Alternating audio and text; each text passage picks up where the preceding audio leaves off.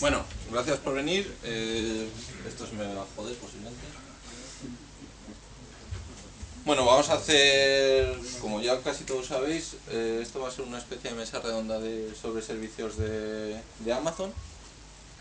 La idea es que, bueno, tenemos aquí a una serie de participantes que son los que fueron diciendo, cuando anunciamos que vamos a hacer la mesa, pues pusimos en el Jottit una página para que la gente pudiese apuntarse de en qué cosas era un poco más, tenía más experiencia o en qué cosas estaba trabajando.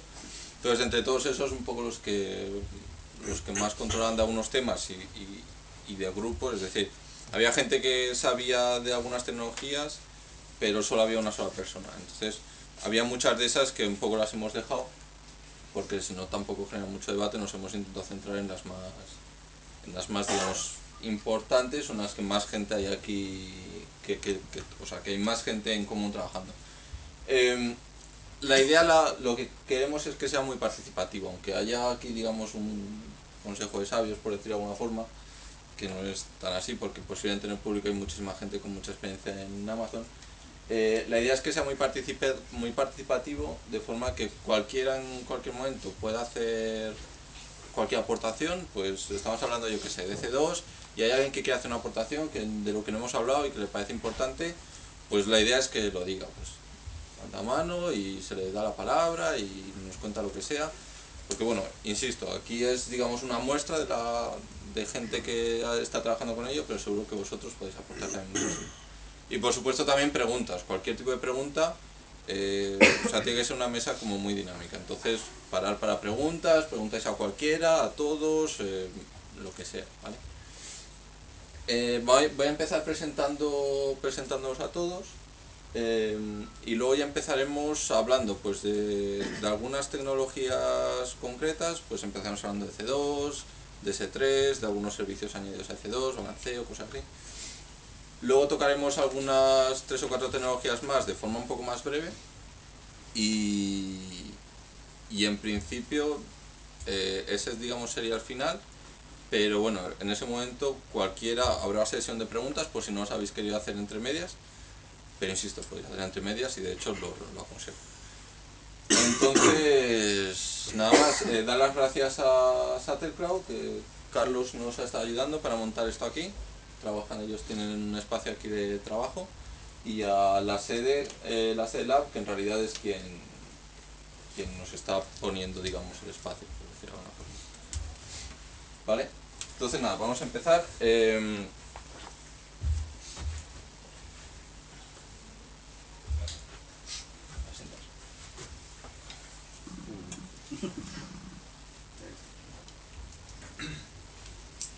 Bueno, os presento a los participantes, si me deja ya.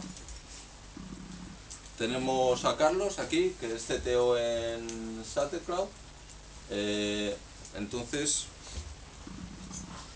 espera un momento.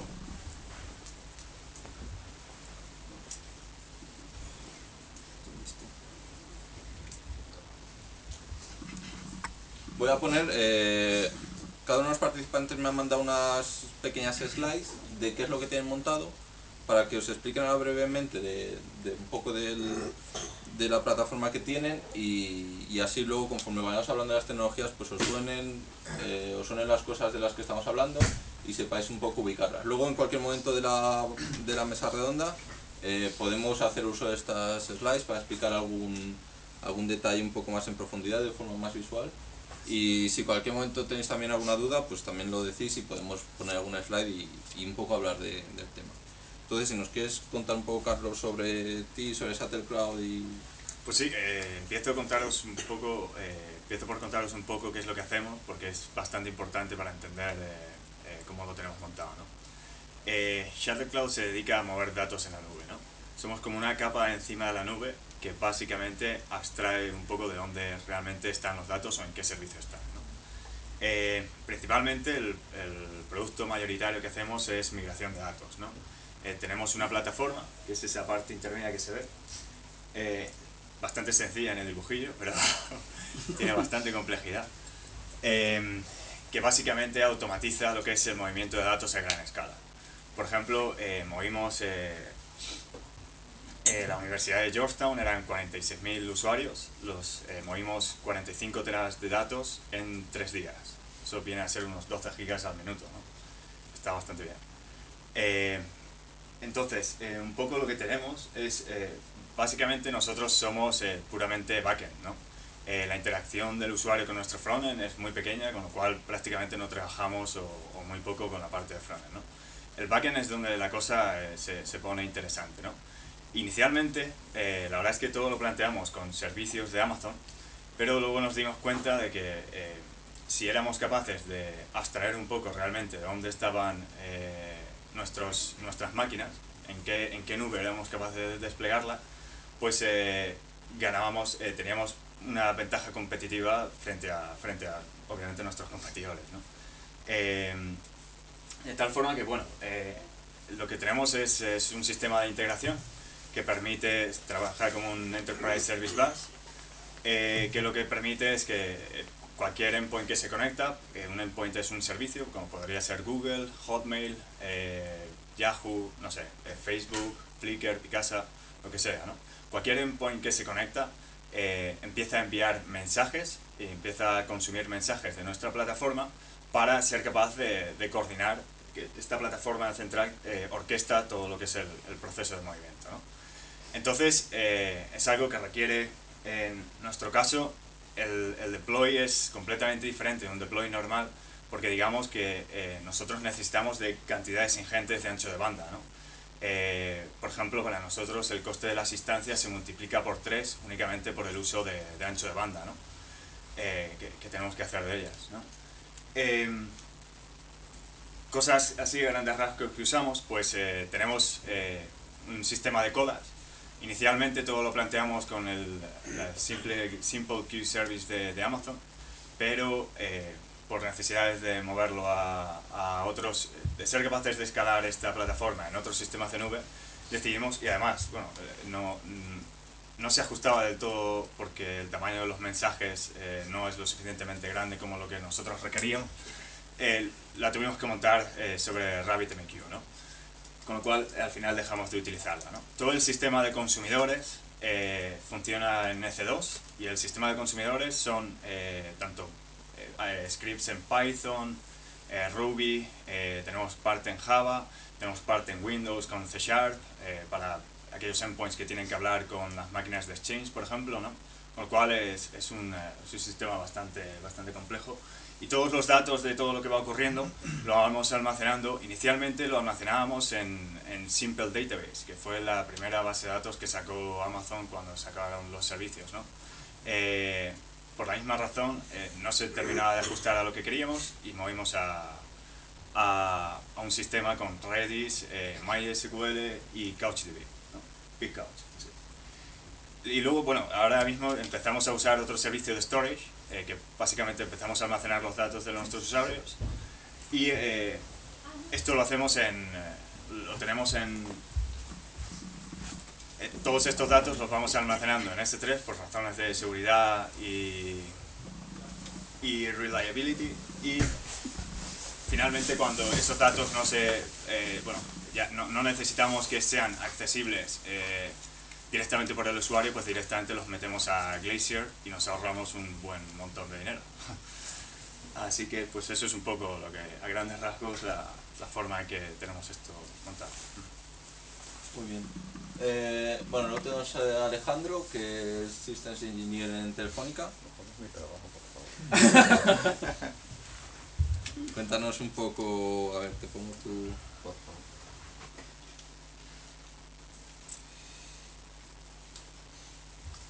Bueno, empiezo diciéndoles que Telefónica no usa esto porque quieren competir en el entorno de nube suficiente tal de negocio. Bueno, la introducción primero del sistema que les voy a mostrar. No hagas spoiler. Estaba montado para un sistema que servía vídeos. ¿A dónde me voy? Adelante, gracias. Esto no sé cómo... Sí, lo que pasa es que me lo abre aquí. Bueno, no importa. Bueno, esperaba ser breve porque me recuerdo que había un límite de minutos. Eh, Bueno, tú, no, todo lo que van a ver es muy, considero que es simple porque en aquel tiempo no era necesario escalar nada en particular, o sea, no cluster ni nada fancy, o sea, esto no es Netflix. Obviamente no hay ciencia de cohetes y bueno, era una startup muy pequeña y el presupuesto era gracias, de, del año 2009, que fue cuando comenzamos a utilizar el cloud de Amazon. Lo que había en aquel tiempo era EC2, S3 y me acuerdo que antes de finales de año salieron las instancias de EC2 que se podían usar en el block storage en Elastic Block Store. Bueno, ahí está el dibujito que bueno se lee. Obviamente habíamos migrado a un sistema de hosting normal, se llama Liquid Web. En este sistema teníamos inquietudes de que se quería que si venía un cliente nuevo, lanzarle una instancia. Y a veces era necesario, no sé, se dieron cuenta los tíos que necesitaban consumir más información, entonces hay que lanzarle una instancia más grande. No sé si saben que las instancias de Amazon de EC2 si tienen una IP por DHCP y tienen un NAT. Sí, entonces hay un servicio de Amazon que se llama Elastic IP, que es para tener una IP reservada pública que tú se la puedes asignar a la instancia que quieres. Si yo quisiera cambiar de instancia con un downtime pequeño, lo que haría sería asociar la Elastic IP a otra máquina. Bueno, esto le estoy mostrando un poquito más adelantado. Antes todo estaba en S3, la imagen de las máquinas, pero después las utilicé en EBS. La ventaja de EBS era que tú puedes detener una máquina y no pierdes la información. Se queda como en estado stop. En las que son respaldadas por S3 no puedes detenerlas, y entonces si la quieres terminar para que no te cobren por uso de CPU, adiós a lo que tenías guardado. Te enseña la frugalidad de la vida. El método de respaldo que tenía era copiar la información a otro disco de EBS y ese con snapshots o se guardaban en S3. En aquel tiempo no había, además de SimpleDB, que es no relacional, no había servicio que te administrara en la base de datos, además se usaba Postgre, entonces había una instancia que tenía su propia base de datos. Como verán, tenía también, aunque es más lento, la data de las instancias en volúmenes EBS, porque si en algún momento había que escalar de instancia, lo que hacías era iniciar una instancia nueva, desconectabas el volumen EBS y se lo conectabas a la otra máquina. Eso es algo muy, como intercambiar pendrives. También tenía una instancia que era de servidores, ahí tenía el DNS porque no había Route 53 en aquel tiempo, y además servía para hacer monitoring, etc. Otra parte buena que tenía Amazon, que es bueno tener en cuenta, son los security groups, que son como firewalls que tú asocias a las instancias. Entonces, las aplicaciones solamente reciben información por el 80, el 443. La base de datos solo se podía conectar el servidor de aplicaciones para el puerto de Postgre, y el server solo se podía conectar a ellas por SSH y por el servicio de monitoring que estaba puesto por UDP. ¿Qué más me queda por ahí? Más o menos eso es todo. Bueno, y las AMIs que están arriba. Hay gente que le gusta usar Puppet y Chef para aprovisionar las máquinas, lo cual está bien. Yo en parte prefería tener una AMI para cada tipo de instancia, porque digamos que el problema es que si quisieras lanzar una instancia nueva, vale, cargas la instancia, entonces mientras se instalan los paquetes y todo, pierdes tiempo. Entonces la idea de esto era, necesito la instancia y ya tengo todo instalado. Claro, si querías actualizar el AMI, iniciar una máquina nueva, hacía el mismo proceso como tenía en Puppet o Chef o el que les guste, Chef Engine, actualizar todo y de esa máquina volví a crear como una Golden Image. Este esquema lo usa Netflix con un sistema que se llama Baker, algo, que claro, por eso mismo, para no perder tiempo esperando a que se provisione la máquina. Todo es muy bonito, pero ven que está en una sola availability zone. Entonces, si llega a caer un rayo o se quedan bloqueados los volúmenes EBS como pasó una vez, la cosa era mala. La idea de esto, si hubiera crecido, sería obviamente distribuir entre varias zonas de disponibilidad. para evitar esas desgracias que hacen que uno lo despierten en la noche. Y bueno, esta parte, Ya. sí. Em, Ok, Qué amenazante. ¿verdad? Ese era mi Vale, tenemos mi a alter Israel, ego. que es sysadmin en Social Bro. Sí, Sí. correcto. Has acertado. Yo soy Israel, trabajo en Social Blog, llevo poquito tiempo, pero vamos, lo tenemos todo montado en Amazon, más o menos el 99%. Empecé a trabajar como freelance con Amazon porque en las empresas que estuve no estaba todavía muy integrado, y hasta que llegó Social Blog y ya pude trabajar al 100% con ello. Mandé una presentación, al final mandé 2 presentaciones a Luis, no me aclaré muy bien, pero vamos, voy a contaros un poco cómo trabajamos, es mucho texto, pero vamos, así a grandes rasgos. Estas son todas las tecnologías que usamos en Social Bro. Usamos un montón de ellas, pero vamos, poco a poco vamos cambiando según vamos viendo, porque como llevamos poco tiempo, que no estamos obligados a usar nada. O por ejemplo, luego os contaré que migramos hace poco de RDS, de Amazon a RDS a Percona, también dentro de Amazon. Pero vamos, que son cosas que hasta que no empiezas a ver usuarios, a ver carga en los servidores, no te das cuenta. Más o menos cualquier o muchas startups pues usarán el 90% de estos servicios, así que tampoco os puedo contar mucho sobre ello, vamos, son lo más típico. ¿Vale? Os voy a contar los 3 servicios que más usamos. Bueno, EC2, por ejemplo, lo usamos para todo el tema de instancias. He puesto un montón de datos, vamos, los voy leyendo y os voy comentando así por encima. Tenemos un total de 20 instancias, unos 30 gigas de volúmenes más o menos por cada una, son todo más o menos medias. Usamos un montón de instancias, esto también hasta que no lo empiezas a usar no ves lo que necesitas, porque siempre empiezas con una pequeñita para ahorrar, pero acabas poniendo una larga para no pillarte los dedos. Luego también nos dimos cuenta de que los EBS están muy bien, pero hay muchos picos en latencias, en input-output, y decidimos que los servicios que más entrada-salida usábamos los montamos en EBS, pero con RAID 10 o con RAID 5, dependiendo de qué máquina fuera o qué servidores o qué aplicaciones.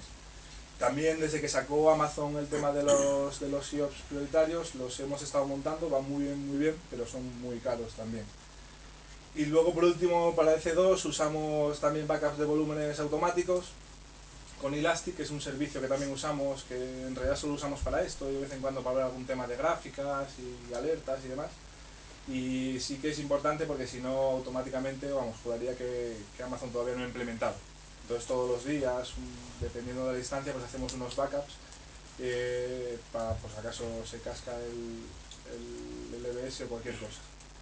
Luego hasta hace un mes más o menos usábamos RDS, ahora eso lo hemos migrado a Percona, también dentro de Amazon.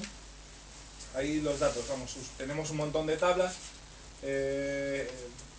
Nos hemos enterado de que RDS de momento no limita el tema de tablas, así que no había problema de escalar ni nada. También tenemos tablas grandes con más de 100 millones de rows, que también sin problema, no hay problema.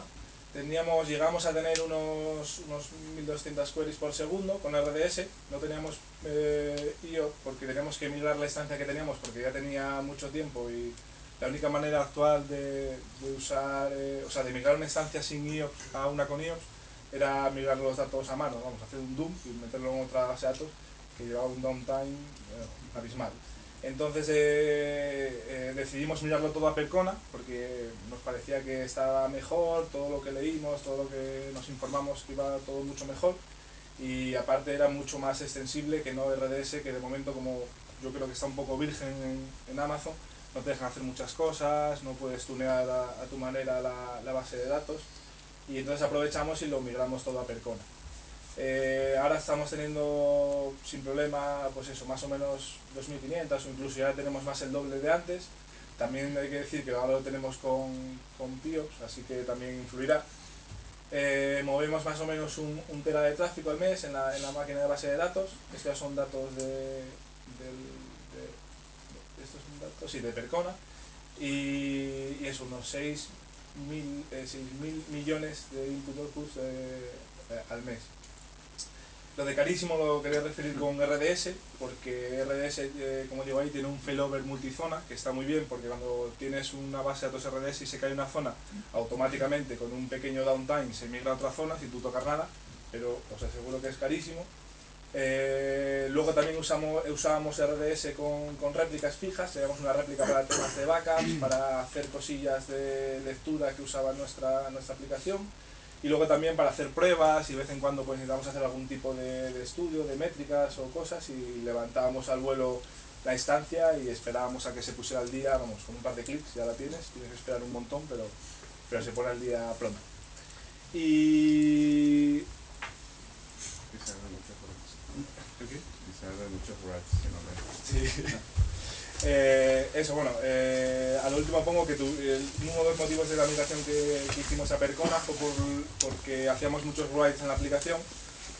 Tenemos unos workers en Node que hacen mucha escritura a base de datos, a disco y todo, y vimos que con un RDS, cuando tienes un gran alto volumen de escritura, que empieza a ir todo un poco más lento, se nota un montón el tema de base de datos, y sobre todo en los slaves también notábamos que aleatoriamente se nos iba el lag sin razón alguna, vamos. Estuvimos informándonos y nadie nos decía nada desde Amazon, y vamos, desde que estamos con Percona no ha habido ningún problema de lag, de vez en cuando algún piquillo, pero vamos, nada, no hay problema. ¿La siguiente, por favor? Sí. Y luego LB, Elastic Load Balancer, vamos, no usamos tampoco mucho, lo usamos, pero no es vamos, nuestra prioridad. Tenemos unos, más o menos, de averaje de media, tenemos unos 100 requests por segundo. Tenemos un tráfico de unos 600 gigas al mes, así que no es tampoco mucho. Tenemos configurado para que escale. Si llega un pico, salimos en algún blog, alguna prensa o algo, pues automáticamente escala sin problema. Más o menos de media solemos tener 2-3, dependiendo eso, de lo que la gente la usa, y eso, de si hay algún pico por alguna noticia en algún sitio. Eso, tenemos varios balanceadores, pues por ejemplo tenemos uno de web, que es solo para la web, y otro para el dashboard, que es donde la gente va haciendo todo en la aplicación. Luego también nos gusta mucho LB porque hace determinados SSL, porque muchas veces, y sobre todo con máquinas físicas, es un gran quebradero de cabeza lo del SSL, sobre todo porque consume un montón, y como Amazon lo hace él, pues lo hemos usado y va perfectamente. Puedes meter tu certificado Wildcard o lo que quieras en el LB y sin problema. Lo que os decía, de que balanceamos según la carga, pues dependiendo de si es web o dashboard, si hay durante, no me acuerdo, pero por ejemplo, si durante 5 minutos hay una carga de más del 80%, le mando otra instancia, y cuando es menos del 40% la baja, vamos, se puede configurar muy ampliamente. Y luego también hacemos lo mismo que ha contado él, no usamos Puppet ni Chef ni nada parecido, sino que generamos imágenes por cada deploy, una golden image, una golden AMI, y cada deploy quitamos del balanceador la imagen que estamos usando, metemos en el autoescalado la configuración nueva, y automáticamente escala la imagen nueva. No usamos tan Puppet por lo mismo, porque creemos que cuando llega un pico preferimos tener la instancia en 1 minuto o 2 minutos que puede tardar en arrancar una instancia, que no con Puppet, que la arranca, tienes que puppetizarla, bla bla bla bla, y para nosotros tarda mucho. No, me imagino que para empresas que no necesitan tenerlo al minuto, pues puede ser válido, pero de momento no lo tenemos pensado poner porque va a morir. Luego S3 no lo usamos mucho tampoco, pero vamos, tenemos unos 5 buckets con temas de estáticos, facturas, temas de logos, que va subiendo la gente de la aplicación. Tenemos unos 15 gigas únicamente ocupados, y tenemos solo unos 100.000 requests por día, yo creo que esto era. Y luego también subimos todos los backups de MySQL, de Mongo, de Redis, de Git, del código de todo aquí a S3, y en un futuro tenemos que mirar también Glacier, que salió hace relativamente poco, a ver si lo vamos metiendo ahí cosillas más que sean más para aperturar. Y luego lo último ya, Route 53, lo pusimos hace poco también, solo usamos para un dominio interno entre las AMIs, para no usar el típico dominio de Amazon que es ilegible, y luego el dominio público, pues cerebro.com está ahí todo almacenado. Salió también hace poco el DNS Failover, también lo queremos probar, sobre todo para el tema de multizona, porque también tenemos un problemón que solo tenemos todo en una zona. Entonces también tenemos que probar el DNS Failover cuando tengamos ahí un poquito de tiempo para que si viene un rayo o lo que sea, que podamos seguir vivos, o un autobús, un coche o un avión. Y luego también usamos SES para el tema de correos, aunque últimamente ya también lo hemos quitado porque usamos MailChimp y demás. Y CloudWatch lo usábamos para gráficas, pero vamos, desde que configuramos el CAPTI, Nagios y Zinga y demás, no lo usamos también apenas, de vez en cuando miramos alguna cosilla.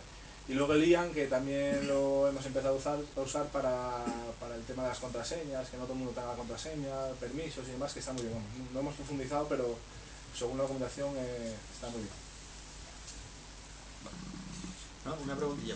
El PIOPS este, que es, bueno, lo supongo, pero por saber en qué se aplica. Amazon, bueno, si ves la documentación, creo que no pone en ningún momento qué nivel de IOPS. Bueno, si Luego lo contamos. Vale. Luego cuando hablemos más de EBS, Bueno. lo podemos contar mejor. Pero vamos, que es como que te aseguran que vas a tener un mínimo de IOPS y no va a variar mucho. Pero luego entramos ahí.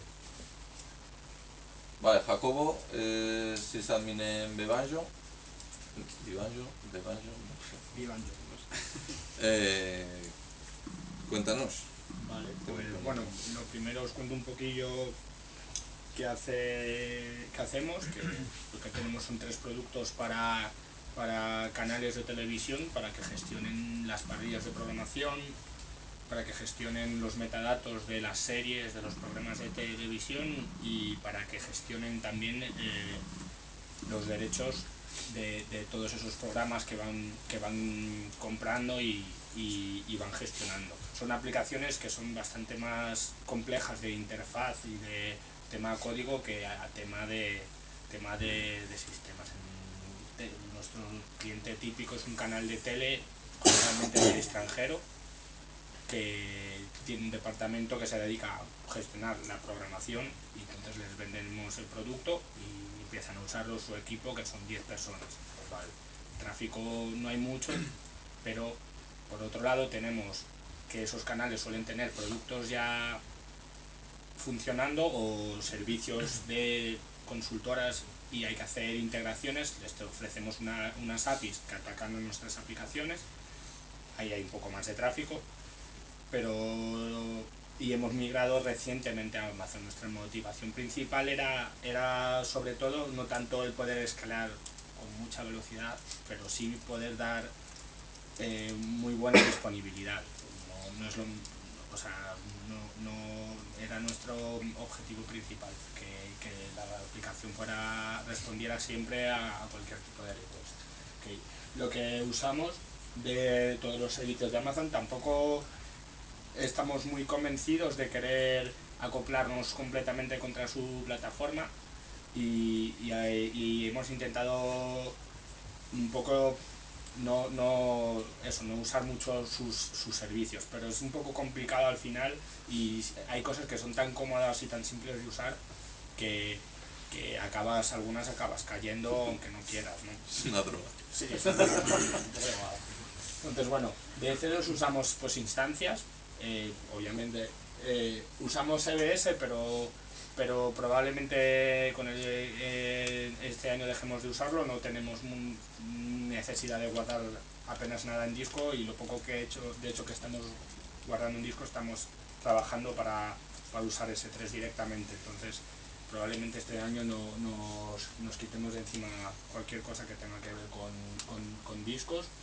Usamos los security groups, que es una de esas cosas que son muy cómodas de usar y que para implementar una solución de firewall la haces a base de clic en una interfaz, que yo todavía no he visto nada más sencillo hasta esto de Amazon, y usamos Elastic IPs porque como os han explicado antes, cualquier instancia de Amazon le dan una IP estática, o sea dinámica, y si tú la reinicias o cualquier cosa, esa IP al siguiente arranque ha cambiado.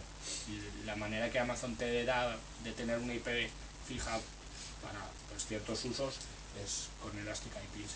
Usamos S3 para backups y ahora para todo este tema que os digo de assets y de ficheros, para ir sirviendo todas esas cosas desde S3. Aparte, bueno, Amazon ofrece una solución de CDN, que es simplemente activar en qué sitios quieres que esto vaya a CDN y no hay que hacer nada más para tener la CDN, ¿no? RDS, que es el servicio de base de datos, lo elegimos especialmente por el tema de la multi-AZ. Esto es simplemente que tú compras la instancia y la configuras como multi-AZ, y si esa instancia se cae o la zona se cae, automáticamente Amazon tiene otra instancia que está apagada, creo. O sea, bueno, esto es una cosa que hemos estado un poco infiriendo. La instancia está apagada, pero están clonando el EBS, el disco duro, digamos, ¿no? Entonces, en el momento en que detecta que está apagada, arranca otra instancia en otra zona con una copia de ese disco. Y tarda 2 o 3 minutos y tienes otra instancia, cambian como el endpoint del DNS y ya tienes un failover, un hot standby, como se ha hecho siempre, pero con un rato haciendo así. Y si la reinicias también hace el cambio.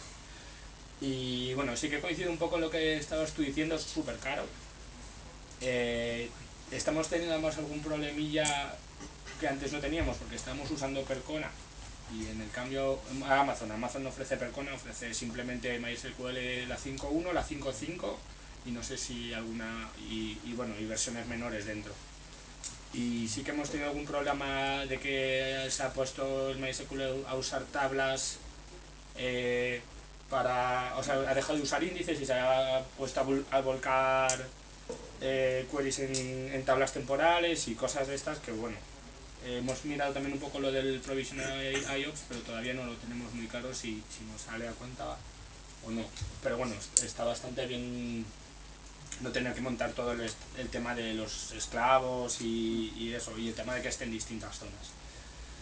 Route 53, que bueno, pues usamos también el típico sistema de un dominio para las máquinas, otro que da de cara a los clientes. A mí lo que más me gusta de Route 53 es que tiene un esquema de resolución que bueno, es bastante común, pero a mí no lo conocí en su momento y me gustó mucho. Es que si tú haces una request dentro de Amazon, te devuelve la IP interna de la máquina. Si haces una request desde fuera, pues y puedes montar un mogollón de cosas sabiendo que si tú estás dentro, pues te va a resolver una IP interna. Y entonces es bastante potente el servicio. Y IAM, que es el servicio como de gestión de credenciales, al final cuando montas una plataforma relativamente compleja y con las tecnologías que tenemos ahora mismo, con las APIs de Amazon, con Chef o Puppet, empiezas a ver muchas posibilidades de automatización. Por ejemplo, nosotros el tema del deployment, que bueno, hablo un poco luego de ello, está también tira de estas APIs. Entonces al final le tienes que dar a cada desarrollador que va a hacer un deploy un par de claves y IAM te permite una gestión muy granular de los permisos. Puedes decir cosas desde quiero que esta persona tenga solo acceso a estos buckets y solo en acceso de modo lectura.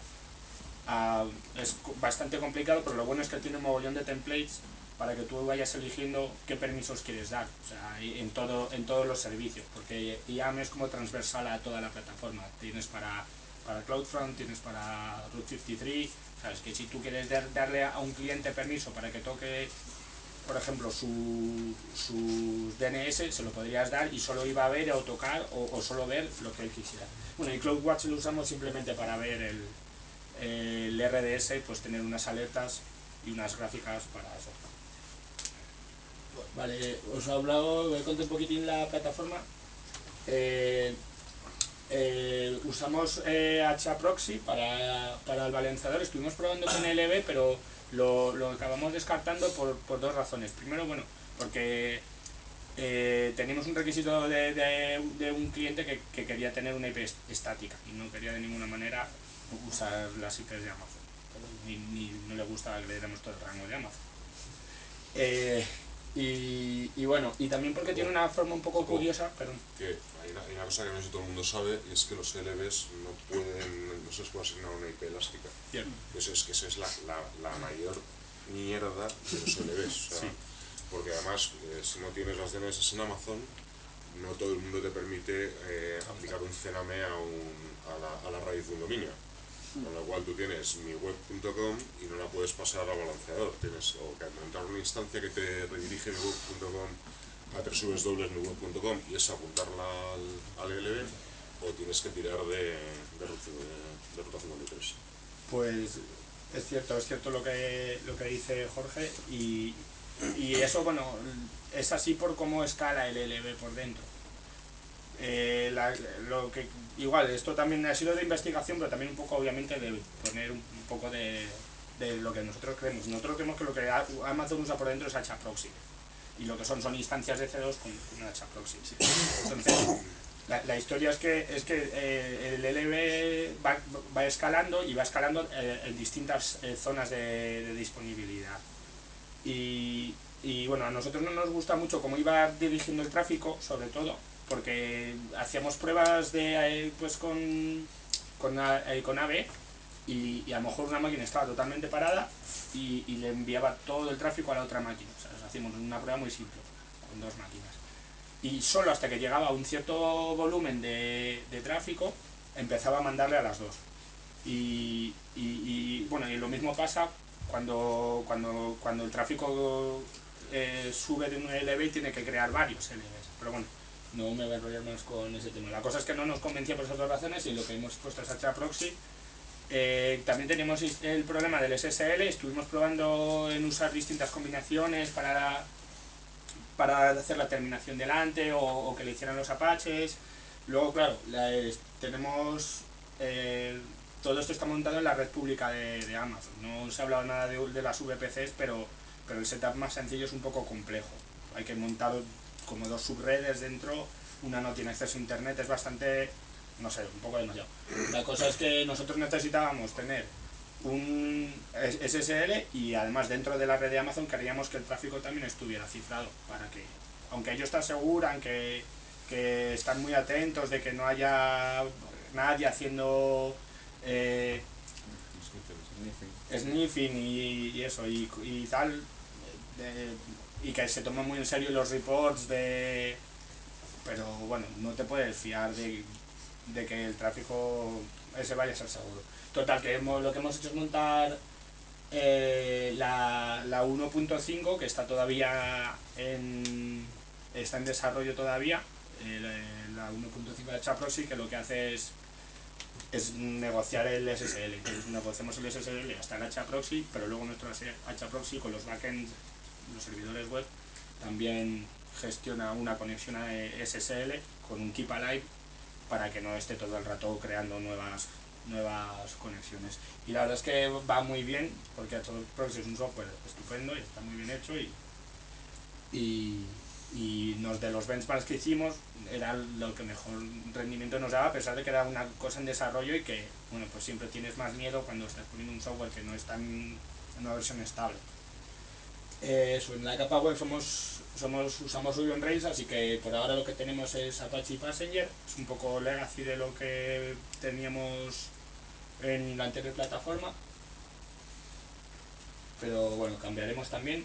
Luego tenemos una capa de workers, que es un poco lo mismo que comentabas tú. Son servicios en segundo plano que están consumiendo pues del RabbitMQ, o están a veces atacando servicios externos de clientes. Y luego, bueno, pues cron jobs, que hacen exactamente lo mismo, pero de una manera un poco más rupestre. Y luego, bueno, tenemos también una capa de servicios, que son pues esos servicios que se ofrecen a las aplicaciones. El NFS, que es una de estas cosas, es lo que estamos tratando de quitarnos, donde hay pues assets que se están sirviendo y demás, strings para búsquedas, email de notificaciones, y bueno, y un FTP para que igual pues clientes necesitan subir pues ficheros, y les proporcionamos como ese endpoint. Y luego tenemos un rol de infraestructura, que son pues las típicas máquinas que dan soporte a la plataforma, como Chef, Server, Syslog y Moomin. Esto es el entorno Staging de preproducción. Tenemos un load balancer para cada entorno, y cada uno está en una zona distinta, ¿vale? Quiere decir que las zonas, no lo hemos explicado, pero Las zonas son data centers que están aislados físicamente entre ellos, pero tienen conectividad con muy baja latencia, con lo cual tú puedes tú puedes tener instancias en dos zonas y pueden hacerse ping entre ellas, pueden conectarse y los tiempos son muy buenos. Entonces, en cualquiera de nosotros en staging y en preproducción las tenemos separados, tenemos pues eso, los balancers, las web servers, los workers, una máquina de servicios y solo tenemos un RDS porque como son bastante caros, pues aquí hemos intentado ahorrar un poquillo y el RDS está en la zona A, pero estas máquinas también se conectan al RDS sin problema y vamos, va muy bien. De hecho nos está yendo mejor que el que está en multi-AZ por este tema de los índices, que las tablas las coge, usa sus índices como los tiene que usar y no hace tablas temporales y de producción pues no. Entonces si quieres, este es el esquema de producción, es un load balancer en standby para hacer la alta disponibilidad, servidores web, servidores worker y la máquina de servicios, que es el proyecto de que estamos quitándonos para que esto también sea poder replicarlo en la otra zona y que sea también, este es un punto de fallo que tenemos ahora mismo y queremos eliminarlo, de ahí que queremos quitar el NFS, queremos también cambiar algunos servicios porque por ejemplo tener alta disponibilidad en Sphinx se puede hacer pero es un poco tosco el sistema y teniendo cosas como Elasticsearch ahora que puedes montarlo en modo cluster y tal pues y que a los desarrolladores da más features para las búsquedas y para las indexaciones va mejor pues para que seguir con un software que no está dándonos todo lo que queremos y eso y el multi-AZ que bueno, está puesto sobre las dos zonas un poco intentando significar que si se cae de una zona se va a levantar otra instancia en la otra zona como en 2-3 minutos. Esto es un poco, hablo de automatización, nos hemos hecho una herramienta de línea de comandos todavía está un poco verde, pero que nos sirve para lanzar instancias pues lanzarnos un servidor web y bueno, no sé si tiene algún parámetro más, pero lanzarnos un servidor web aquí y él ya coge todos los demás parámetros que hemos definido antes porque bueno, pues hemos estado midiendo qué instancias nos venían bien para cada rol, etcétera y él hace todo el trabajo de lanzar la instancia, registrarla en el chef server y bueno, hacer el aprovisionamiento y demás. Es cierto que tardan un poco, por ahora a nosotros no nos supone un problema que tarde 10 o 15 minutos en instalarse todo. Si alguna vez lo encontráramos, yo creo que la solución es usar un sistema mixto, haces imágenes que estén ya con el chef configurado. Entonces siempre va a haber un pequeño incremental entre tu imagen y los últimos cambios que has hecho en el chef server. Pero cuando lanzas ese golden image, sabes, el periodo de update es mucho más pequeño que en el que tenemos. Por ahora nosotros nos está funcionando. Y eso, y también en esta herramienta usamos la API de C2 y la API de Chef, las dos APIs. Porque luego con Capistrano hemos decidido que mantener las listas de máquinas a mano no tiene mucho sentido, entonces usamos la API de C2 para saber de qué roles tiene cada máquina, incluso qué aplicaciones están instaladas en cada máquina y que no haya que estar cambiando ese script de deploy cada día o cada semana. Ya está. Vale, bueno, tenemos también a Juan que hace operaciones en Lumata. Cuéntanos. Sí, bueno, yo trabajo de Service Operations Manager y trabajamos en un proyecto que consiste en un agregador social. Sí, estoy... Vale, ya. Sí, nuestro cliente es Sony Japón, que es bastante peculiar trabajar con ellos, la verdad. Y tenemos ellos tienen una app en el Play Store para todos sus... Ahí.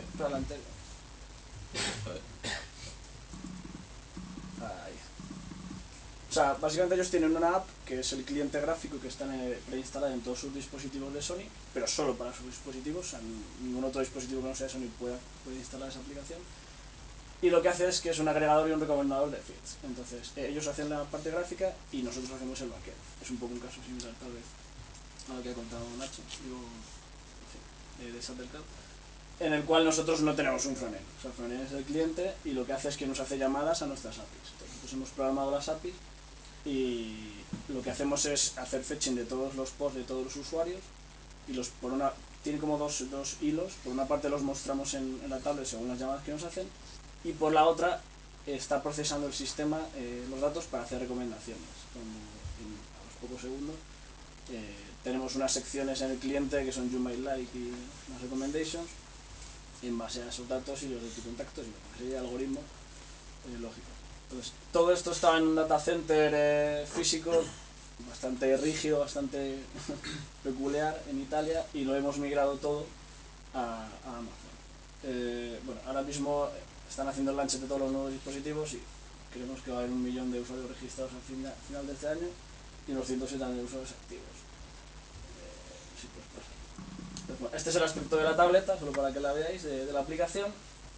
Con el You Might Like, el más popular feature como la parte de recomendador, y luego pues en tu stream, con una muy mala traducción al español que es mi flujo, es donde te destaca, porque estos pues no están ordenados cronológicamente todos, sino que destaca algunos primero y el resto sí los pone cronológicamente ordenados. Entonces, esto es un poco como el resumen de la plataforma. Ahora mismo ya está producción y staging todo en Amazon, y Dev y el resto de entornos de QA están, digamos, ahora mismo. Nosotros nos encaja bastante bien la plataforma en Amazon porque muchos de los problemas que mis compañeros han descrito a nosotros no nos aplican. Por ejemplo, nosotros básicamente tenemos unas APIs que son statelets, no necesitan tener datos almacenados en disco porque son consumidores básicamente, y la única parte que necesita almacenamiento es la parte de MongoDB, que es la que porque tenemos la parte de base de datos Redis y MongoDB. Redis es totalmente stateless, no tenemos que guardar nada en disco, y solo en MongoDB que ahí sí tenemos un sharding con 2 replicasets que si vamos sumando nodos, y es la parte en la que almacenamos una gran cantidad de datos, necesita guardar datos. Entonces nosotros todo esto lo desplegamos con Chef, tenemos una serie de load balancer en distintas zonas, y lo que hacemos es que cuando detectamos más carga porque hay más usuarios haciendo fetching, pues levantamos con Chef un nodo y nos podemos permitir pues esos 5 o 10 minutos que tarda en construirlo. Se añade automáticamente al load balancer y seguimos, tenemos más consumidores para el fetching. Por otra parte, tenemos en EC2 todas las instancias de producción reservadas, el mínimo, o sea, hemos hecho una serie de performance tests y sabemos que hay un mínimo que siempre vamos a necesitar, que están con sus hiperfijas y con un tamaño que nos recomendaron que fuera el mínimo para aprovechar el 100% la CPU, y entonces lo que hacemos es pues que tenemos muchas instancias de tamaño medio en vez de más grandes. Eso lo hemos aplicado a producción en staging. En staging no hemos reservado las 24 horas, hay una posibilidad que es reservar solo durante la mitad del día las instancias, lo vas a adaptar perfectamente. Utilizamos bastante security groups porque bueno, Sony tiene bastante rigidez con la seguridad y hay que aplicar bastantes reglas, y nos viene que ni al pelo. Luego utilizamos distintos key pairs para las diferentes apps, porque bueno, todo esto está montado en una VPC en la cual tenemos, como han comentado antes, una parte que es pública, que es donde nada más que tenemos los Apaches con su load balancer, el Chef que ahora mismo está en esa zona, y luego la máquina de los logs. Entonces eso tiene su propio keeper y está en la subnet pública, y luego el resto de las máquinas están en diferentes subnet privadas, con lo cual esas no tienen conexión a internet y tienen sus propios security groups, sus propios elastic APIs en el caso de que alguna necesite salir a internet, pero aunque no tengan acceso, si pueden necesitar salir, entonces alguna de ellas tiene un elastic API. Y S3 solo lo usamos para los logs, guardamos todos los logs en S3, algunos servicios ya lo están mandando directamente a S3, otros por medio de Arcismo. Luego utilizamos IAM para la ingente gestión de usuarios, tanto de desarrolladores que usan Chef como del equipo de operaciones. El equipo de operaciones para entrar a la web console además tiene el Multifactor Authentication Device virtualizado en un smartphone con el Google Authenticator, con lo cual tiene la doble autenticación de usuario y password y luego el token virtual En este caso todos tenemos Android y pues con esa aplicación. Y podemos pasar. Entonces, esto es un poco la red. La red, la peculiaridad que tiene es que nosotros tenemos por política corporativa, por ejemplo en el CP de Italia seguimos teniendo en Nagios, que es el que hace todas las comprobaciones, entonces tenemos un gateway con Amazon, con Palo Alto, el cual nos da el acceso desde nuestra intranet a la red, a la VPC que tenemos, a la VPC con todos sus subnets y a Nagios. Esta es la parte pública que he comentado arriba, que tiene pues eso, el load balancer. Nosotros nos encajaba el load balancer porque la zona que usamos es una subzona de SonyNet, es ese punto Sony.net. Entonces no tenemos problemas en crear un CNAME, de hecho lo crean ellos y eso nos encaja perfectamente. Entonces tenemos uno para staging y otro para producción. Salen a internet por medio de, o sea, muy pequeñito ahí, pero está en la red pública, en la subnet pública. Tenemos un NAT que da salida a internet a todas las máquinas que lo necesitan. Es que es la cosa que me da pánico, que la máquina se cayera. Y sí, por eso no lo montamos en... Esas máquinas que no tienen balanceador están en JT Standby. ¿Se tiene? Sí. Ah, vale. Sí, o sea que ahí era complicado dibujar. Sí, Vale, o sea, vale. solo dibujar las que están balanceadas, las que solo tienen un nodo están en JT Standby. ¿Y el NAT no lo tenéis con algún tipo de JT Standby o algo...? Sí, el NAT también. Vale. Sí, porque de hecho es una cosa que al principio pecamos de tenerlo como single point failure y vimos que en cuanto se nos llenaban las tablas de rutas o cualquier cosa, nos quedábamos sin acceso, así tuvimos que ponerlo. Claro. Y luego pues la ventaja, como veis, es que en esta red que se llama Proza, bueno, ahí no se verá, pues está aquí amarilla, lo que tenemos son al final balanceadores internos para todos los consumidores. Entonces nosotros cada vez que necesitamos uno lanzamos el chef desde el negocio y crean 5 o 10 minutos la máquina y ya tenemos otro consumidor que se añade ahí. Entonces nos viene muy bien, porque no necesitamos guardar nada, podemos lanzarla. Entonces, en nuestro caso la Golden Image de momento no nos... Tengo otra pregunta. Sí. ¿Y las actualizaciones de APT cómo lo hacéis? Bueno, tenemos la AMI de Amazon en todas las máquinas. Ah, o sea, usáis Sí, Amazon. usamos el propio sistema de Amazon, que es Red Hat en este caso. Sí, porque la verdad es que nosotros veníamos de usar CentOS y Red Hat 5, Okay. entonces nos Tenía encajaba sentido, perfectamente. claro. O sea, no sufríamos ningún cambio a nivel de sistema operativo. El problema si tienes este esquema para hacer las actualizaciones es que todas estas máquinas solo pueden acceder a la subnet de arriba, no pueden acceder a internet. Entonces si tienes que actualizar el software, o te montas un mirror aquí o... Bueno, hay otro truquillo que no es muy recomendable para hacer, que es poner una Elastic API. Ya, Entonces sí tienes salida de internet, pero no pero tienes salida. y aparte las IPs elásticas están limitadas el número. Amazon te da 5 Sí, y luego les eso puedes pedir más. Hay ciertas recomendaciones y contras que cuentan Y además tienes que cambiar la ruta por defecto de la subred, ¿no? Cuando pones una IP elástica, Sí, Sí. te cambia claro, totalmente. o cambias la ruta por defecto o le da igual que Sí, tengas una IP nosotros lo que elástica. hacemos es que cambiamos, sí. Yo La para- verdad es que no hemos necesitado poner la Eso Elastic fue el API. momento sorpresa. Sí, claro. Para mí, VPC para mí es como una película de chino. Cada vez que te giras te dan puesto otra trampa. Es eso. Ah, sí, es así. Hay un montón de cosas, lo que decía, hay un montón de cosas que las descubres con Sí. prueba y error, en plan de ¿qué va a pasar ahora? ¿Qué va a pasar ahora? Sí, nosotros estuvimos como un mes con esta plataforma en paralelo a la antigua, probando, y sí que nos encontramos con este tipo de cosas que fuimos tuneando. Con el Load Balancer tuvimos un susto casi a punto de salir, y es que en efecto de repente nos dijo nuestra gestión de la subzona estaba delegada en principio a nuestro CPD, y de repente nos dijeron no podemos crear el CNAME el día anterior. Entonces tuvimos que hacer bastante corriendo la delegada, o sea que Sony volviera a gestionar la subzona para poder poner el CNAME, porque si no, no podíamos. Entonces me ha hecho gracia porque fue justo uno de los sustos que tuvimos. Entonces estábamos allí por la mañana, no, tenemos que abortar la migración, y tuvimos que abortar la migración ese día y dejar para el siguiente. Porque además nadie se molestó también en el CPD, pero bueno, las cosas que ocurren. Y entonces Amazon Linux sí que te da acceso interno a sus repositorios, sí. Vale, claro. Es una de las grandes ventajas en nuestro caso. No tuvimos que lidiar con esa parte de las actualizaciones. Y bueno, yo creo que es más o menos lo... Bueno, el endpoint es eso, es un túnel directo con el palo alto que te proporciona Amazon a nuestro CPD. Y aquí, bueno, luego ya pues cuento un poco los pros en nuestro caso. En nuestro caso es muy fácil escalar horizontalmente porque podemos crear nodos sin ningún dato, no tenemos que crear ningún dato.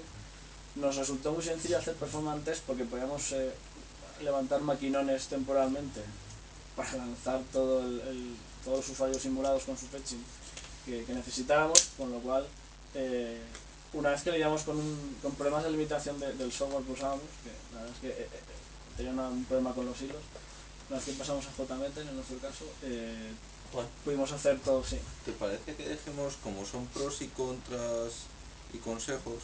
Sí. Lo dejamos ahora cuando expliquemos los Vale, servicios, también. porque así los Sí, sí. metemos como Sí, solo quedan esas dos. un Sí. poco de debate. Vale. Vale.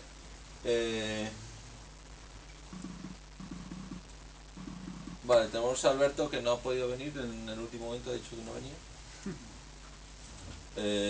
A Jorge. Y me has entendido, soy CEO, tío. ¿Eres CEO? Bueno, es como si fuera Sí, el sysadmin también, así que bueno. Bueno, a mí tampoco he puesto soy manager. Bueno, Pero ganamos. hola. Nosotros somos una empresa de desarrollo, entonces tampoco nos encontramos muchas veces con cosas tan complejas como nos han estado contando los demás, ¿no? que están empujando su propio producto hasta el límite. Lo que pasa es que sí que trabajamos muchas veces con clientes y les vamos de la mano con ellos hasta el final, entonces terminamos llevando también la explotación de los sistemas. Y bueno, pues yo venía a hablar de realmente VPC, pero ya lo han dicho todo, ¿no? VPC lo que nos permite es generar una instancia que no tenga una IP pública. Esa es el resumen más rápido. O sea, yo levanto una instancia que no es visible desde fuera de Internet. Entonces, podemos crear un montón de subredes, podemos poner direccionamientos IP los que queramos, podemos generar reglas de acceso entre las distintas subredes, podemos cambiar los gateways de las subredes, etc. Se pueden hacer un montón de cosas, pero lo principal es, si yo tengo una instancia que no quiero que nadie vea, la tengo que poner en un VPC. Una cosa que nos ha comentado, perdón, ¿tu nombre no me he metido con él? Juan Vicente. Juan Vicente, una cosa que nos ha comentado Juan Vicente es que podemos conectarnos a nuestro CPD. Esto, ellos lo han hecho, enhorabuena, nosotros lo pudimos. Nosotros nos estábamos tratando de conectar con el CPD de Colt y es imposible. O sea, hace falta, tienes que tener 2 o 3 modelos de hardware y ya está. Y son los que hay y son los que funcionan con el VPC de Amazon y como te vayas de ahí no puedes. Entonces, en el caso este que queríamos conectarnos con un proveedor de servicio que está en Colt no provee el hardware, pues no hay solución. En otros casos, pues si es tu CPD, pues te compras Sí, te era nuestro compras tu caso. Juniper o tu Cisco, lo que toque, ¿no? Creo que bueno, tenemos un Cisco. Sí, lo pinchas y tan ricamente. Lo que os decía de las trampas de película de chinos es que al final, pásame un slide o dos, pásame otra. Vale. Es que, claro, tú montas tu red privada y entonces levantas una máquina que quieres acceder a ella, no puedes, porque la está en red privada. Eso es en internet, ¿no? Es parte del servicio que te están dando. Entonces tienes que montarte una red pública, en esa red pública ponerte un terminador de VPN y crearte una regla que te permite entrar desde la VPN a tu máquina. Y ya puedes acceder a la máquina, estupendo. Ahora esa máquina no puede acceder a internet, te haces el apt-get install tal y no, porque esa máquina no sale. Entonces, si le pinchas una IP elástica, como decía Juan, tú le pinchas la IP elástica y dices, ya está, solucionado, tenemos una IP pública y tal. No, porque la red en la que está tiene el enrutamiento por un gateway que no es el gateway público. Entonces le cambias al gateway público y te desconectas de la máquina porque ya no puedes entrar por el VPN. Es de verdad, al final cuando ya lo entiendes, es muy sencillo. Yo estaba preparando la diapositiva y decía, pues esto no es tan complicado. O sea, yo recuerdo que esto hace 6 meses estaba aquí pegándome cabezazos y no es tan complicado, porque ya lo interiorizas, pero mientras tanto es terrible el tema, porque nunca pasa lo que crees que va a pasar. Dices, no, le pongo una IP elástica, ya estoy fuera. El tema está en que la documentación está mucho peor de lo que te crees que está. Muchas veces vas y es así. Hasta que descubres la instancia NAT. Exactamente. Ya te soluciona todo. Es un hecho. Y ves la Parece luz. que te está viendo algo y es que sí, es así. Entonces, al final, yo creo que prácticamente como mínimo tienes que plantearte que vas a tener una o dos instancias de VPN para poder acceder a tu red privada, salvo que, como decíamos antes, ¿no?, tengas la suerte de tener el equipamiento compatible, y una instancia de NAT para natear la salida de internet de tus máquinas de la zona privada, que tienen que salir a coger un paquete. Nosotros lo intentamos hacer, vamos a hacerlo bien. Vamos a decir que, oye, las máquinas salen solamente a la red que tiene que salir, ¿no? Entonces salen por ahí, puedes poner reglas enrutadas, ¿no? Pues enrutamos este tráfico por aquí, ese tráfico por aquí, y todo estupendo, hasta que te vas a bajar una gema de Ruby. Te bajas la primera gema y dices, estupendo, está a la lista. Te bajas la segunda gema y va a otra red distinta. Al final terminas o poniendo un repositorio propio por algunas cosas, o diciendo, mira, que salga por la NAT, que salga que Dios quiera, y que no entren. Nosotros usamos la NAT que provee Amazon, que es una AMI que provee Amazon, yo también. y mira, pues nos va razonablemente bien.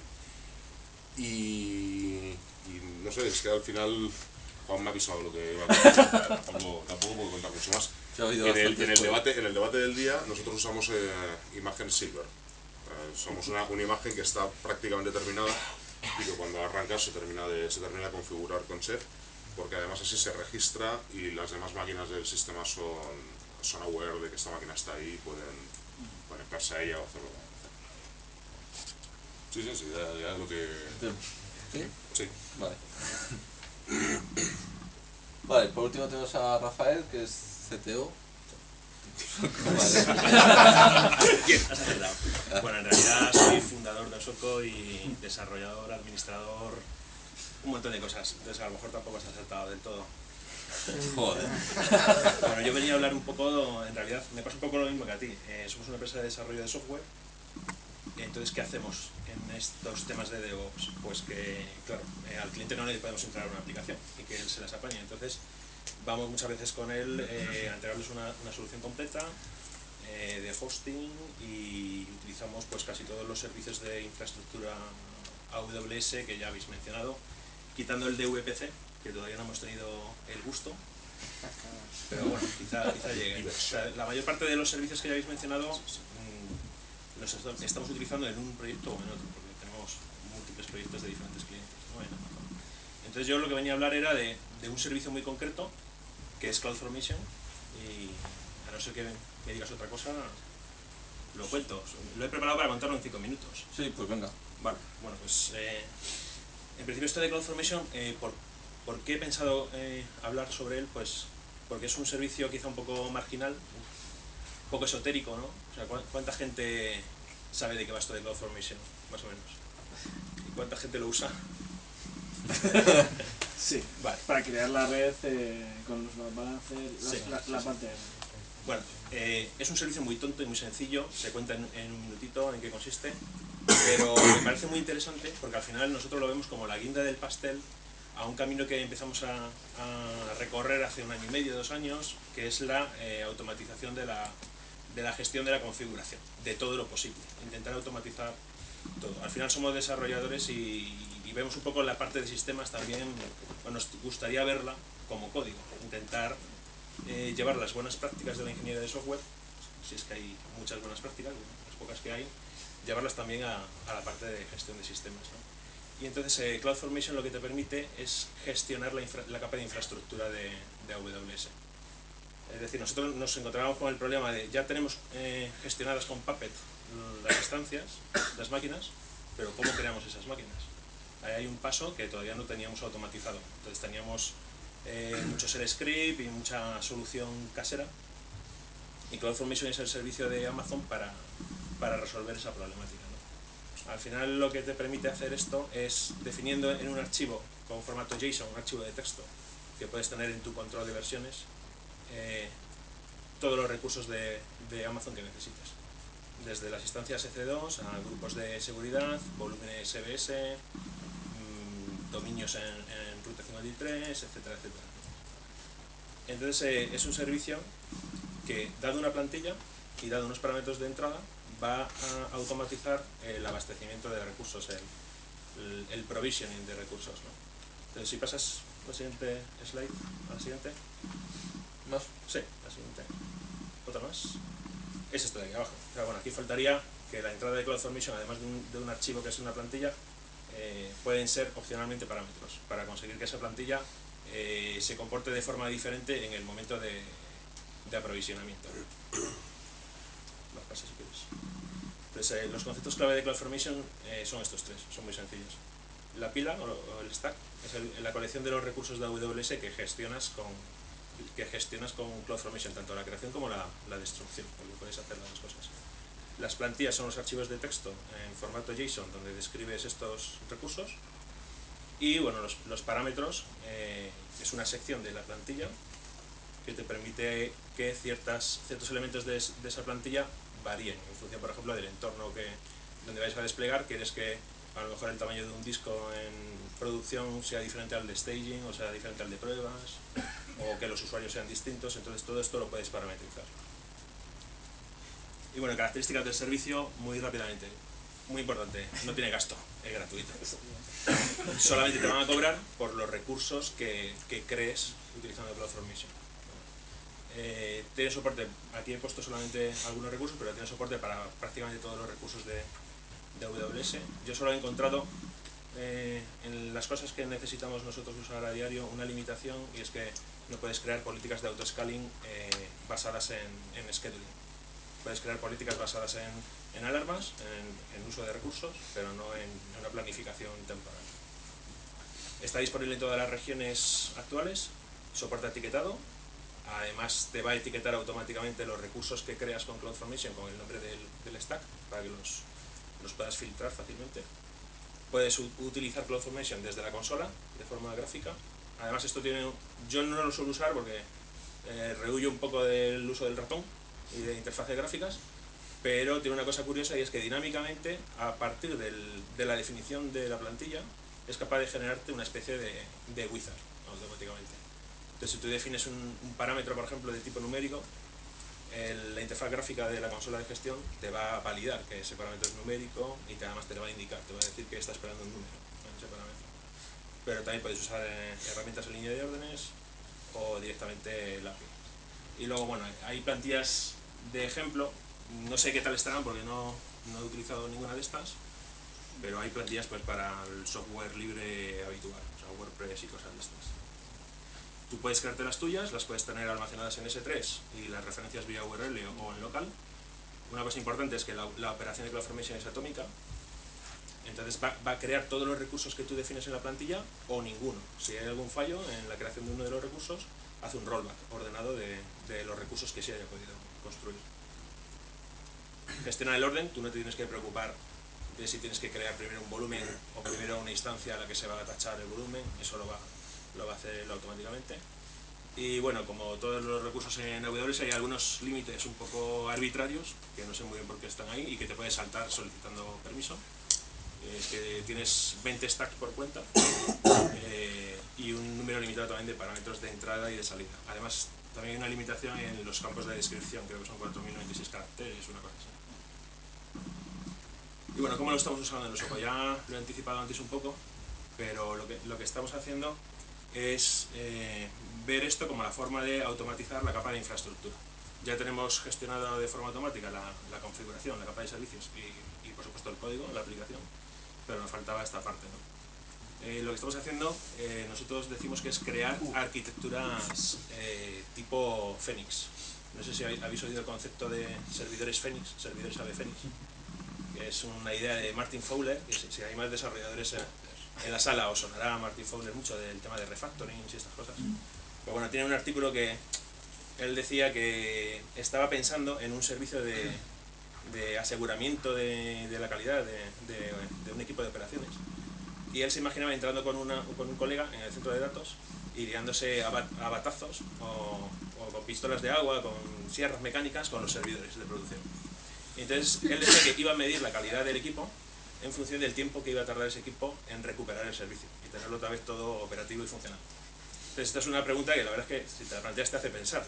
Nosotros en algunas aplicaciones, antes de empezar a automatizar la configuración y con esto de CloudFormation, hemos tenido sustos de instancias que te termina Amazon, que en teoría te ha avisado por correo electrónico con 15 días de antelación, pero a lo mejor no te ha llegado el correo, o se ha ido al spam, o nadie le ha hecho caso, y servidores de producción han desaparecido de repente. Y tienes que volver a configurarlo. Entonces, si no lo tienes todo perfectamente automatizado, eso a lo mejor puede suponer 1 hora o 2 horas, depende del tipo de configuración. Entonces, bueno, pues lo que queremos hacer es lo que, como dice Martin Fowler, es que los servidores sean como el ave fénix, que siempre, cada cierto tiempo, puedan resurgir de sus cenizas. Y a ser posible de forma automática. Entonces, estamos utilizando CloudFormation para conseguir esto, tener estos stacks que automáticamente son capaces de arrancar sin una intervención manual. Esto nos ha permitido, por ejemplo, cambiar el concepto de despliegue de aplicación. Ahora, el despliegue para nosotros típicamente era cambiar la versión del WAR de una aplicación Java, por ejemplo, y como mucho hacer migración del esquema de la base de datos. Ahora lo que estamos haciendo es directamente crear de la nada toda la arquitectura de la aplicación en un stack en paralelo al de producción. Se valida, se pasan las pruebas funcionales, pruebas de carga, lo que es, el cliente puede mirarlo tranquilamente, y cuando ya se ha validado ese stack, se reemplaza el stack de producción por este otro stack. Y eso también lo hacemos automáticamente ya, con un mecanismo de fallback por si algo ha fallado, volver al stack anterior, etc. ¿no? Otro uso interesante es que ya no necesitamos tener entornos de prueba o de staging corriendo 24 horas. Lo que hacemos es que cuando un desarrollador necesita un entorno de pruebas, directamente desde Jenkins es capaz de arrancar ese stack, probarlo y destruirlo a la hora, 2 horas, cuando ya no le haga falta. Y otro uso interesante es que en ciertas aplicaciones que hemos desarrollado para clientes no necesitábamos servicios 24/7. Por ejemplo, hemos desarrollado una aplicación de gestión para comerciales que solamente la necesitan durante el horario de los comerciales, que es 8/5. Entonces, esta aplicación corre en un stack que arrancamos con CloudFormation mediante un script en un cron tab de una máquina, la arrancamos a las 8 de la mañana y se la paramos a las 7 de la tarde. Y el resto del tiempo no están pagando nada de Amazon. Entonces, esto lo que hace es que le reduce la factura a una tercera parte, incluso menos, porque los fines de semana tampoco se arranca. Otro ejemplo de este caso es entornos de desarrollo.